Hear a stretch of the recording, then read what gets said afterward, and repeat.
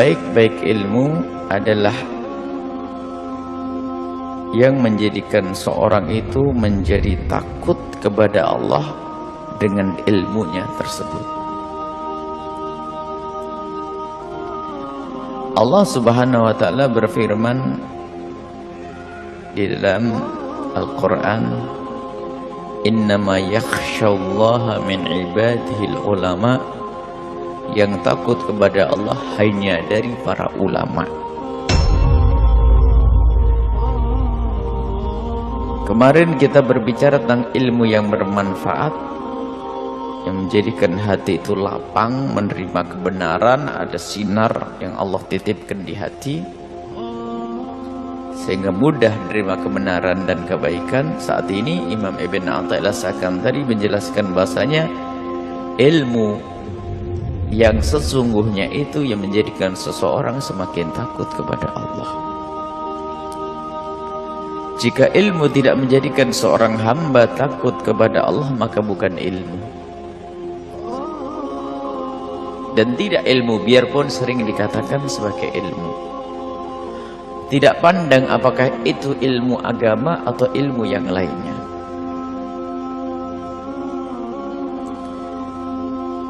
Kita bicara tentang ilmu umum dahulu. Kalau ilmu agama sangat mudah. Ilmu umum, apa yang dipelajari oleh pakar atom yang mempelajari tentang semesta, galaksi dan segala macam, kemudian lapisan-lapisan bumi sampai ke bawah.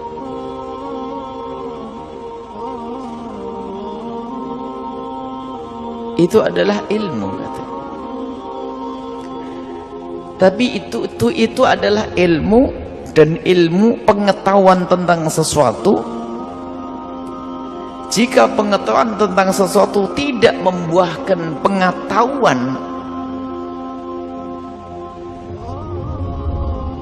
yang sesungguhnya, maka itu bukan pengetahuan dan tidak ada gunanya. Contoh, ada seseorang mengerti ini adalah obat, jenis obat. Apakah dianggap sebagai ilmu? Saya ngerti tentang obat, tapi tidak ngerti untuk apa obat ini, sebab kesembuhan apa obat ini. Jika tidak mengerti, nggak ada gunanya pengetahuan tentang obat.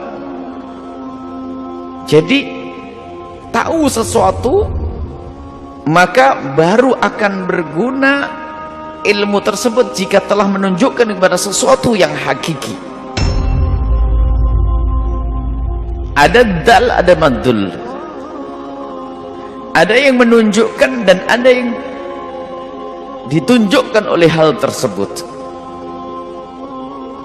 Contoh, ada seseorang masuk gua atau satu tempat, dia ingin tidur di situ atau ingin singgah karena mungkin gelap, besok pagi lah saya mau melanjutkan perjalanan. Kemudian dia menyalakan obor atau menyalakan lentera. Tak tahu aja di situ apa? Ada tulang belulang manusia, terus ada bekas daging, darah basah.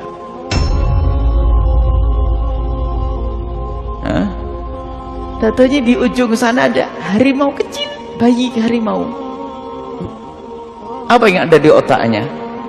Ini sarangnya harimau. Baik. Dia mengerti bahwa ada bangkai, ada bekas daging basah, kayaknya baru dimakan. Di situ ada ada apa? Anak harimau. Coba, apakah bisa tenang dia tidur di tempat tersebut? Tidak tenang. Kalau dia masih tenang, dia tidak punya ilmu, dia tidak bisa paham bahwasanya ini adalah dal, ini ilmu harus menunjukkan kepada sesuatu di balik itu. Dia mengerti ini tulang belulang, ini mesti bekas dimakan oleh sesuatu, itu ilmu, ada daging dan sebagainya. Lah kalau ilmu ini tidak menjadikan dia tahu tentang sesuatu di balik ini, memang harimaunya tidak terlihat. Harimau tidak terlihat, harimau gedenya kelihatan harimau kecil. Cuman orang cerdas akan pasti ngerti bahasanya, wah ini mesti ada harimau gede, nggak bisa tidur, pasti segera pergi dia dari tempat tersebut. Kalau ada orang yang mengatakan bahwasanya saya tahu ini tapi saya masih tenang, dia tidak bermanfaat ilmunya tadi ya.